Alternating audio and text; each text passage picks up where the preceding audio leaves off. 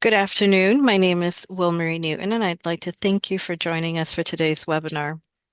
We will be answering questions throughout the presentation, so please submit them by clicking on the Q&A icon. If you have further questions after the webinar has ended, please feel free to email me, and I will forward them to the appropriate person that can answer them. Please note that this webinar is being recorded and will be archived on CABE's website under Professional Development.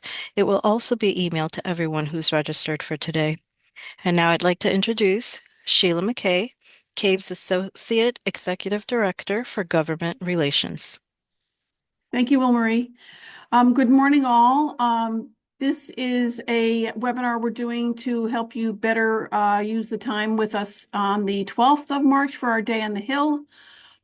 So with that, I would like to walk you through your ability to schedule a lobbying session, because that is why you're coming to this meeting. So if you see up here in this upper left corner, it says representation. Click on that. Find your legislators one way, or if you have confidence, you just go on to the House members list. Click down, find your legislator. Might as well start at the beginning. Here's Tim Ackard. See that little letter box there? That means you can just shoot an email to him using, well, you could have. Well, I don't know why that's not letting me do that, but you should be able to do that. I don't know why we can't do that. Maybe I'm not hitting some of the right buttons I need to hit in there. Oh, no, there it is. It's up in something else here. Welcome to Outlook. Okay, folks, you don't need to go through my foibles. That is the way to do it. Hit on this. You can email them, their aides, or they themselves will respond to you. I hope that you have emails and phone numbers for them. But utilize this system to set up a meeting with them. They will be busy. We understand it won't be a session day, but we expect it will be committee meetings and public hearings and the like. But they ought to take the time to sit with you or to talk with you in the hallway. And please take the time to make these connections, because this is what we're asking of you to do as members that are coming to our Day on the Hill. So again, you can do it this way, or simply call them too. I mean, I think there is, yeah, let me check on his website here.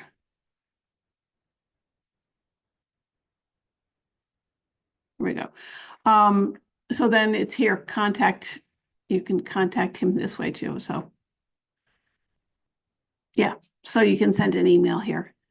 And just let them know what you'd like to talk to them about. It doesn't have to be specific bill numbers. It can be just special education, ECS. When are you going to come to our board meeting, or inviting you to our board meeting? If you don't have that practice in your district, I hope you'll take up that practice of inviting them to your board meeting. Or maybe meet them for coffee on a Saturday morning and talk about bills that will really harm your district the way they are currently drafted in terms of implementing. Or, what we're going to get into it, but what special education will mean to your district in terms of the loss of state funds, and any, ways in which you're working on your budget now to help make up that loss of state funds. So let's get into if you've got questions about this process in terms of how to ask for a meeting or what to talk about at a meeting, please, feel free to ask me those questions along the way. I'm not going to interrupt me. Please interrupt me. We have another document that I'm going to go through, not in every bit of detail, I don't expect, but it is part of some of the bills that we'll be talking about, but certainly not all of these bills for Day on the Hill, because we have a limited amount of time. Just the way in which our Day on the Hill will be structured, something I'd like to share with you as well. We'll have quick opening remarks from Leonard Lockhart, who is our president of our board, who's on the Windsor board. and soon to be the president-elect of the National School Boards Association, if all goes as is supposed to go. Um, from him, we'll inform you of a few bills that we'd like you to make a point of talking with your legislators about that day. And then we'll hear from the two House members of the leaders of the Education Committee, Jen Leeper and Representative Leslie Zupkis, Representative Leeper and Representative Zupkis. And then at 10:30, we'll hear from Representative Miriam Khan, who is the House member of the Select Committee on Special Education. And certainly, we'll have a brief amount of time with the two co-chairs, I'm sorry, the two education leaders, education committee leaders, because they have a meeting scheduled, I believe at 10 o'clock that day. So we'll have from 10 to 10:30 to go back over any questions you may have of us before we hear again at 10:30 from Miriam Khan, specifically on special education. So that's the way the day will shake out. And we'll end at 11, so you can schedule any appointments at 11:15 if you'd like, or any time thereafter. So let's get into it. Let me share this and then share this. Oh, that worked. Great. So, all right. So this is a much more exhaustive document than we'll have for the Day on the Hill. We just wanted to update you on a few issues. Special education. I hope you know that the governor vetoed yesterday what the legislature passed last week, which would have given you all $40 million spread across your districts to help alleviate the problem caused this year due to a large reimbursement that the state many reimbursements came in at the state level, and expenses were up this year. As I note further into this conversation, I forget where it is, the top of the second page there. The state has allocated $181 million towards the excess cost reimbursement grant. Reimbursements came in 2020 in fiscal year 2024 at $261 million. So that $40 million, while very much appreciated, is not enough, but certainly it is something. And to help you all during this year would be greatly appreciated. The governor in his remarks yesterday during a media availability said that every level of government has to realize there is a new reality. So, and he didn't only cut special ed funds, he also cut some funds to nonprofits as well. This is an opportunity for you to get on the phone with your legislators and ask them to support an override. I hope that you will do that. We sent an email out yesterday showing you the phone numbers to be able to contact your local legislator, your state legislators. So there are a few different bills on special education. We'll highlight one here. This is at 1244. It's a governor's bill making investments in district special education, establishing a tuition rate schedule for special education programs. Something that the State Board of Education said in January they were pursuing. This is a practice that's happening now in 7 states. It would create a bright light on contractual services. We do hear that there are not great ways to have accountability in terms of a student is enrolled in a program, there is an IEP that should be followed, and not all the services are being offered maybe as often as they should be. Are they getting PT every day of the week? Are they only getting it the days that they can because somebody's out or more people need it, more students need it than usual? So, there needs to be a better understanding as to what's happening with outplacements. And then more facts, approximately 20 to 30% of your district budgets are dedicated to special education. And when that much of your budget is associated with one particular program, we want to know more about more accountability on what's happening with those outplacements.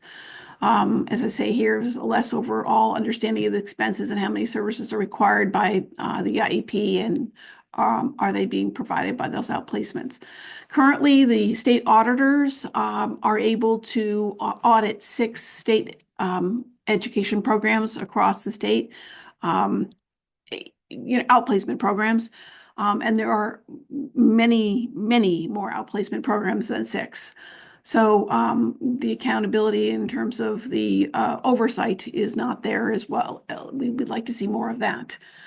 And then certainly if the state does go forward and set a tuition hike, we'd like them to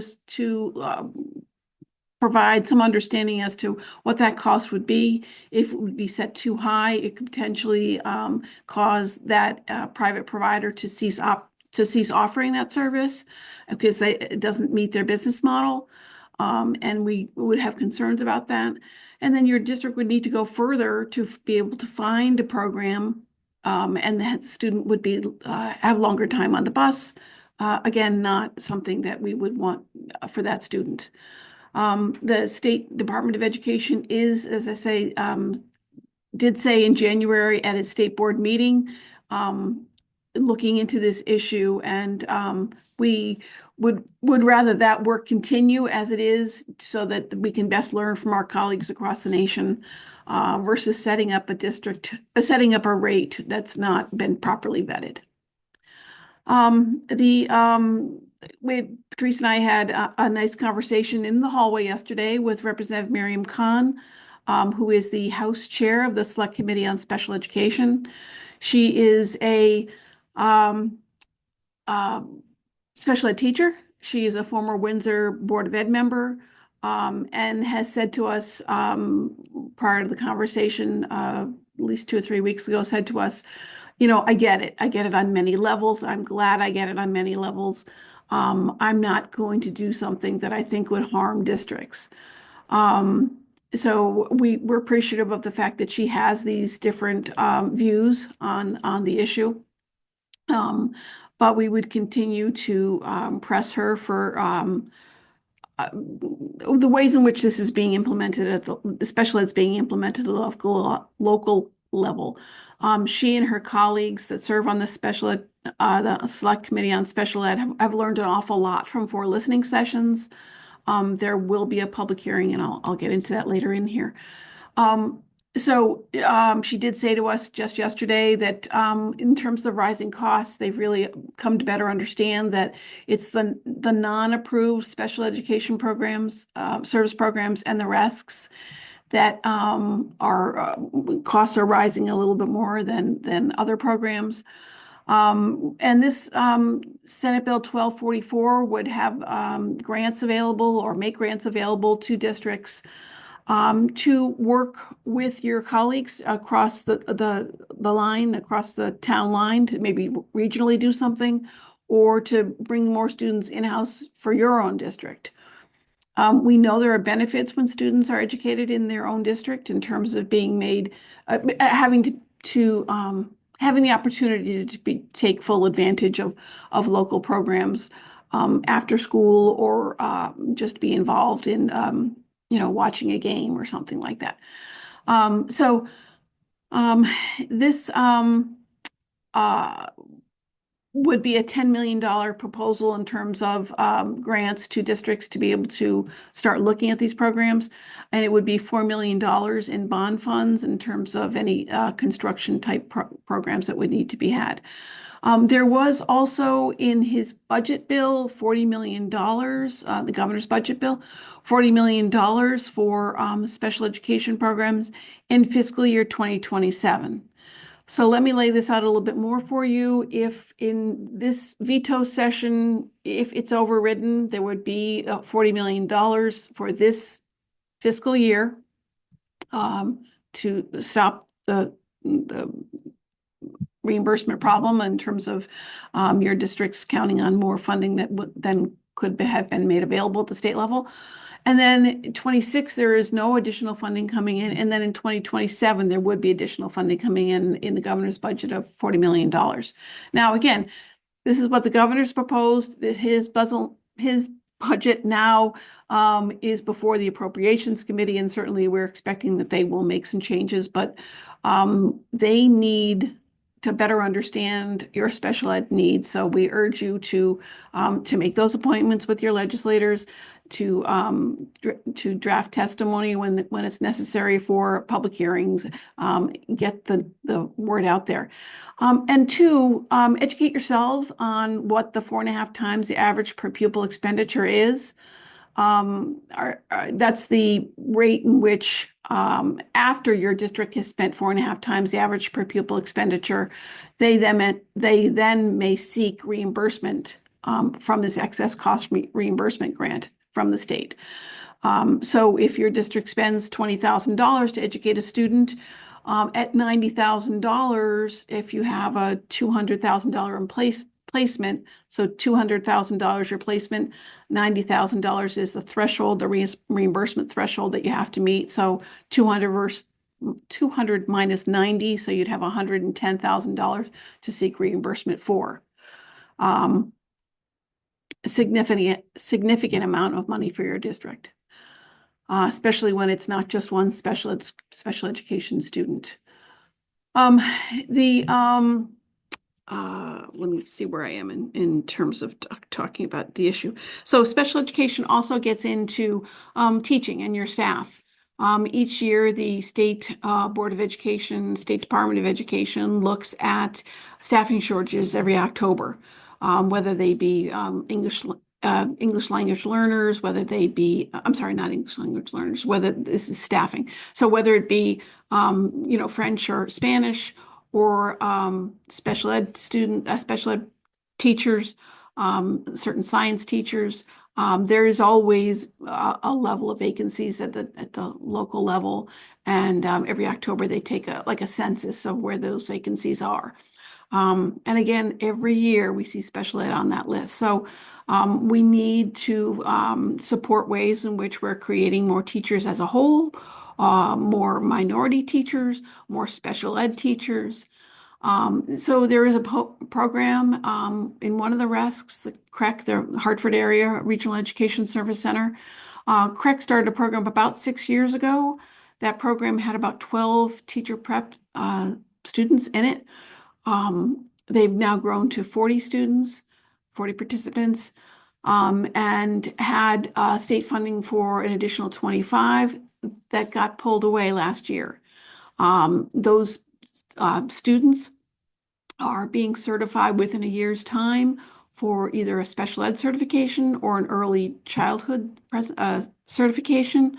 So the point we're making in that paragraph over there is saying that, potentially there were 40, they're not all special ed teachers, but let's say half of them are special ed teachers. That's 20 special ed teachers now, and could have been an additional 12 or 13 special ed teachers.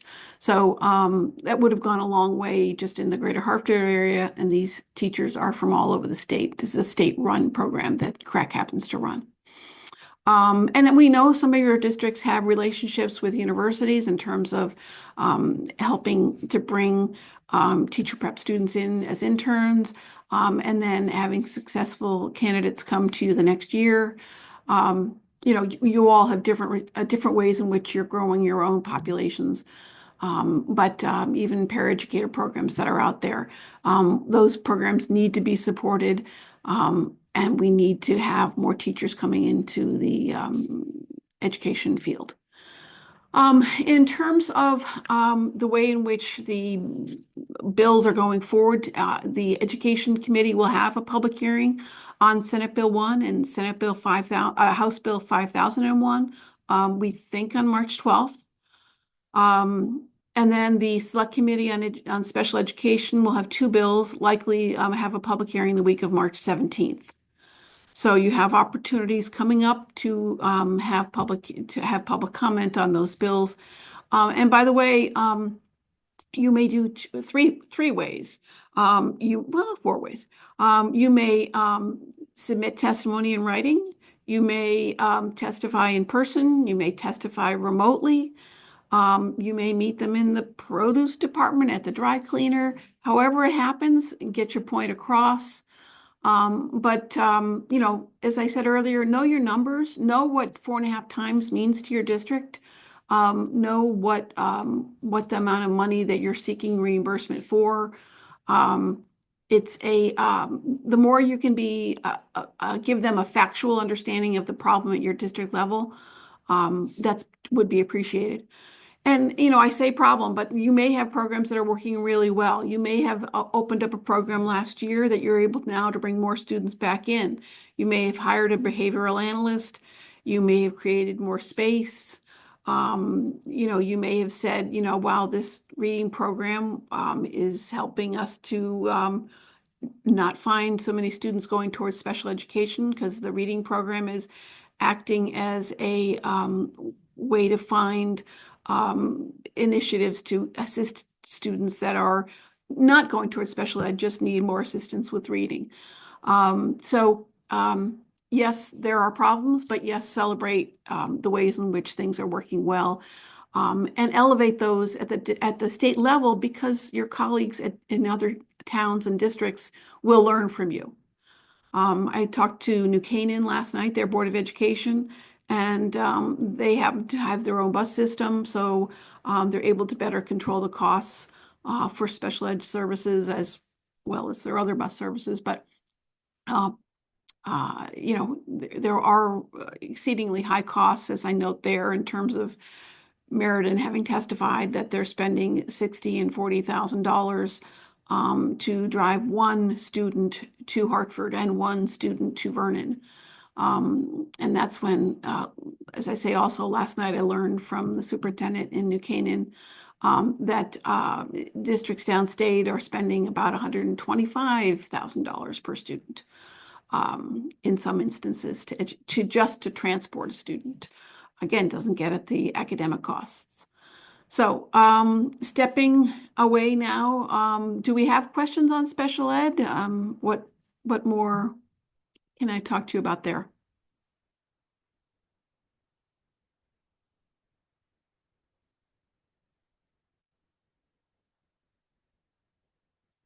Okay, great. No Um, questions yet. no questions. Okay. All right. So governor's budget, as I said, came out in February, specific to education, and uh, gets at special education certainly, and we're appreciative of that, and we hope that you'll make that known too, that you're appreciative of the high profile for special education this session. Um, we support CABE's one of CABE's priorities is removal of the cap on excess cost reimbursement grant. That number is capped at 181 million. We know the need is far exceeds that, so we would not want to see a cap on special education. Certainly, more money going towards special education is something we would support. And then some of the comments here are aligned to some of the comments earlier on special education. I'll just take you further down. I will also take you to the next page. Okay, so CABE supports holding school districts harmless in terms of the potential loss of state funds for the education cost sharing grant formula. We know certainly with your increased costs in special education, that would be very necessary to your districts. And certainly the loss of ESSER funds, while your districts have planned for that, is coming to a head. The governor's proposal also includes money towards a matching grant for personal technology for Yonder pouches or a form of technology. There is a learner attendance and engagement program, the LEAP program. That LEAP program started during COVID and is fairly well known. And as I mentioned here, not just in Connecticut, it's outside of Connecticut. 30 states have looked into what we're doing in Connecticut as well as Canada. So, and they've done so by the State Department of Ed has put together a LEAP 101, a virtual session. There are over 26 districts that are utilizing the LEAP program now. And let me step back and say what LEAP is. LEAP is a visitation program, a relationship building program with your um, with the families of the students that are attending your schools. It's not just how we can support the student, it's also how can we support the family to be able to support the student as a whole. So it's a really great initiative, and it's nice to see that the governor is wanting to include this in his budget in terms of including funds for that program. There's also a dual credit expansion grant that would allow more students to continue higher education, which actually would provide a seamless track to have them to have less disengaged youth. So students should recognize that they have the opportunity to move on to higher education, that creating these opportunities can be seamless. So we're appreciative of that understanding and funds for the governor to move that program forward again. Likewise, high dosage tutoring, again, a part of the programs that were moved forward or created during the COVID times. And really seen as a beneficial program in districts for certain students that really need a support to be able to get through a specific course of study. But again, as you can imagine, yes, it's labor intensive. There are costs associated with doing that. Um, Sheila, yes. so we do have a request here. If you can talk about the percentage of reimbursements for excess costs.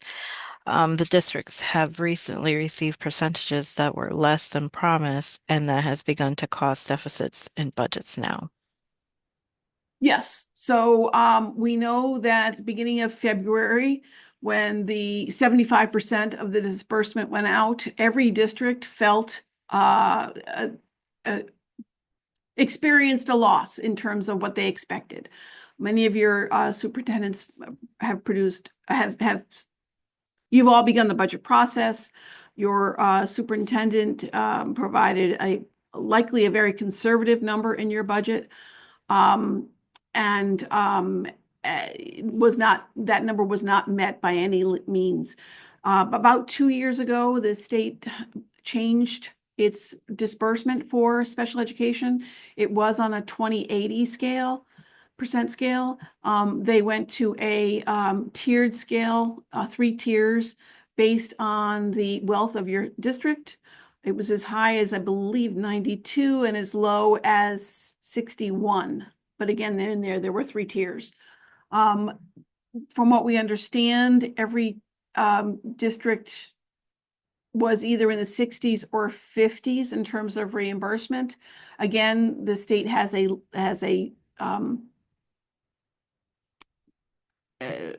specific set dollar value in the budget towards special education, and the reimbursements exceeded that level. I'm not sure what else to say. But yes, and then the additional 25% will be going to your districts in May. And that's the standard procedure and the way in which the department disperses those funds. So though that 40 million that the legislature passed last week that the governor vetoed yesterday would have been part or will be part of that May disbursement should those funds should the veto be overridden. Okay, I'm going to go on from there unless there's another question on what I've said. Okay, so talked about hybrid dosage. Um, and then the mental health needs, which is another one of CABE's priorities. We recognize that many of your districts have hired additional social workers, have hired maybe a school psychologist. I'm not sure what your makeup is, but we know that districts are now searching their budgets to be able to include those people that have been funded through federal funds potentially. Maybe you didn't do that, but many districts did. So you're looking for those funds in your local budget, your state budget. Yeah, I'm sorry, the budget you're working through now. There are a number of education bills. These are not all of them, and we will not touch on every one of them in the limited amount of time we have today. But there is a bill requiring boards of education to post curriculum online. The definition of curriculum is rather broad, and your districts and your teachers would be responsible for, putting their curriculum online on a regular basis. That curriculum defined includes tests. It includes your current events. Maybe something happened yesterday you want to be able to talk about today. Maybe there's an article in the newspaper, to the extent that people are using newspapers to teach still. But there's certainly ways in which your lessons are, or teachers' lessons are very on point and current so that having to post curriculum online, we believe, is a mandate that would be excessive for districts. Certainly standards are to be met and are well known and are posted. But curriculum is a different matter in terms of the day-to-day working of that definition. CABE opposes school choice. This bill would require the commissioner to develop a program for expansion of school choice. We know that the intent behind this bill is to establish vouchers. We oppose it. There is a bill out there for the creation of a pilot program for certain at-risk youth. We know that the Boston Consulting Group and Dahlia Education Foundation and the Connecticut Conference of Municipalities had elevated this issue on the issue of disengaged and disengaged youth. Last March, there was a beginning press conference, and the report was issued in October. There were, I believe, 4 or 5 different public hearings around the state. We know that the dollar value was around, to all the issues. I believe there were 29 major issues, and then there were some ABCs and through, I think there were 7A and 7B and things like that. We've issued the report to you. It is, from what we understand, as I recall, about $455 million to fully implement the full report. So it's an awfully big ask. Certainly, I shouldn't say certainly, just to also bring to your attention, this program was for 14 to 26-year-olds. So those are not all within your purview in terms of public education. Okay, let me move beyond. Okay.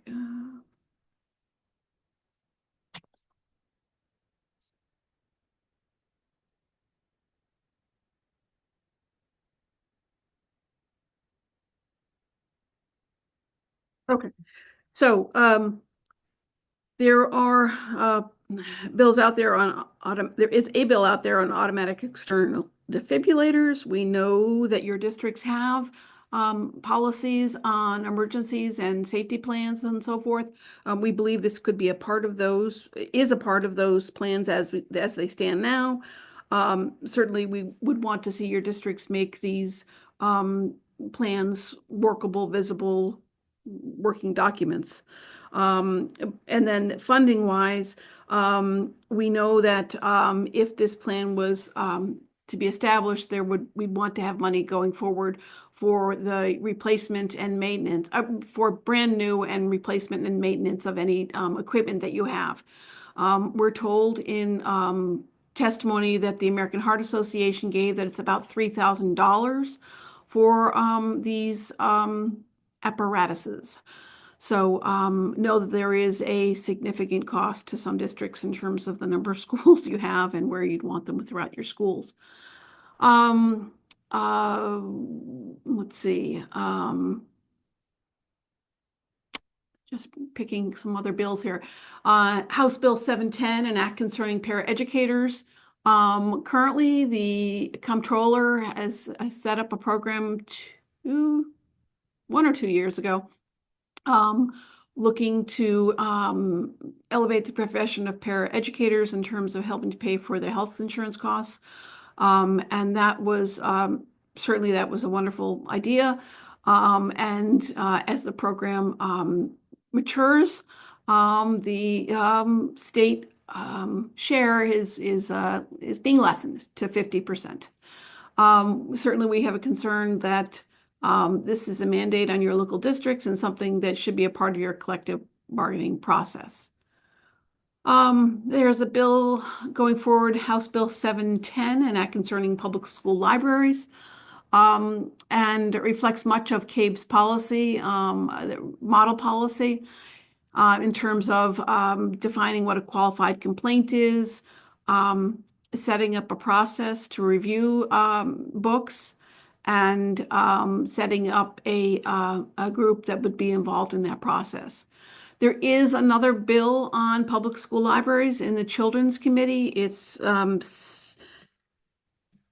Senate Bill 1271, which is much more expansive in terms of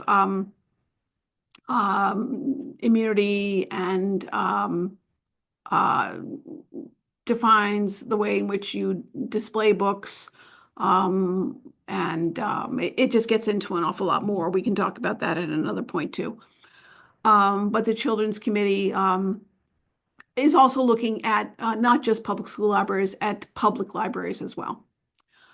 Um, uh, the next bill is House Bill 7015, an act excluding excused absences from students' religious holidays and truancy. This bill came forward based on being able to celebrate Three Kings Day on January 6th, the Feast of the Epiphany, and Three Kings Day. And this was from Representative Rosario from Bridgeport. We see this bill as respecting students' religious observances. And then moving on from there. Oh,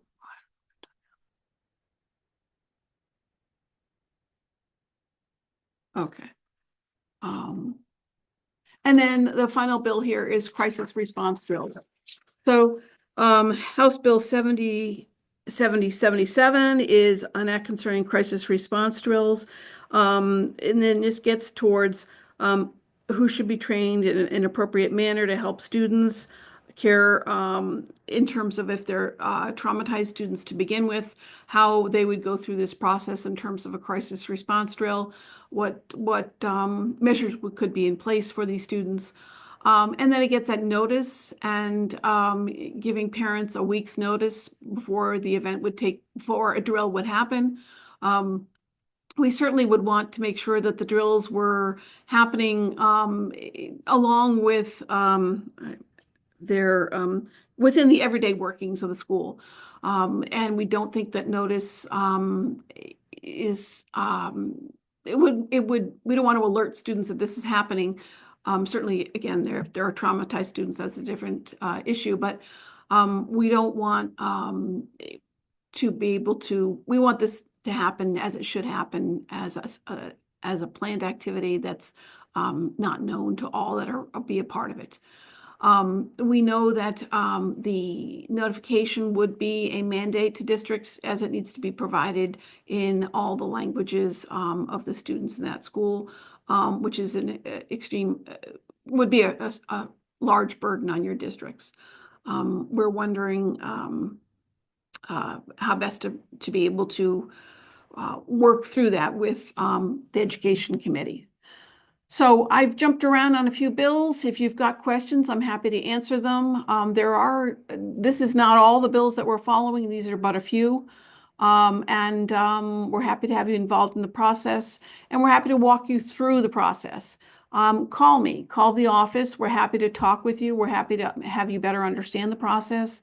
But sit with your superintendents, better understand the process. If you have a member of your legislative delegation that serves on the education committee, please take the time to let them know how these bills will impact you. How these bills get voted on is a direct reflection of how well informed these legislators are on this issue. So let them know the impact at your local level. Okay. So Sheila, we've got a couple of things here. First, someone asked if the document that you're sharing, if it will be available after the webinar. Can I Yes, I share think this? you said in the beginning this, yes, this can Yeah. go out. Okay. Yeah, All right. So we also have a suggestion that board members should review the bills with their boards and respond with emails and calls to education committees and their legislators on the CABE position or their own board's position. that's great. Okay, so the next question is, are there any education bills proposed to address the needs of multilanguage learners? Does CABE have any suggestions or proposals for the legislative changes to support them? See, learners, I'm just trying to think. I don't, I don't recall seeing any bills on English learners. Um, Let me get back to whoever may ask that question, but my memory does not serve me that there's anything out there. Okay. And the next question is, what written materials will our legislators already have from CABE? Any testimony that we've submitted, and this is a reflection of some of that testimony. And as well, in the beginning of the session, they received our legislative priorities. Real briefly, those priorities were to remove the cap on special education, to help support mental health, to draw a complete blank. Our priorities are on our website. Okay. Meg here has wrote down 21391. Is that Meg, can you Bill, okay. She also mentioned Bill 1391. I'm not sure if that's in regards to the multi-language learners. Yeah, I don't know. Okay. I don't know. I don't know all the bill numbers all that well, unless that's part of the one I would have said here.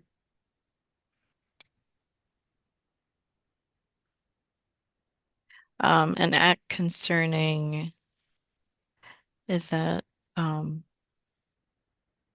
oh Sheila, I don't know if you can click on the Q&A. It's the last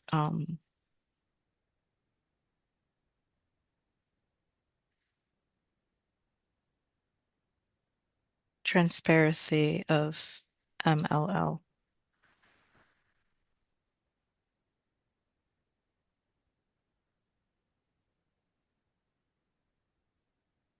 the multi-language learners. Oh, okay. I'll look into, I'll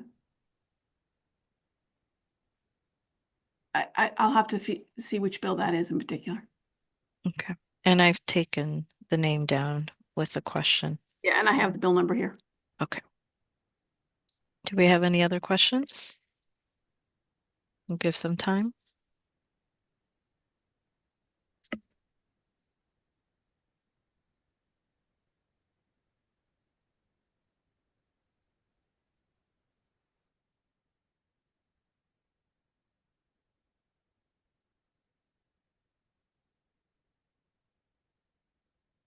I'll say too, if you want to call the office, 860-571-7446. I'm happy to take your questions.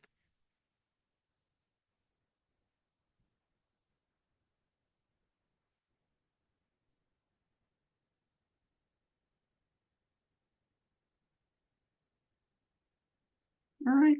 Thank you all.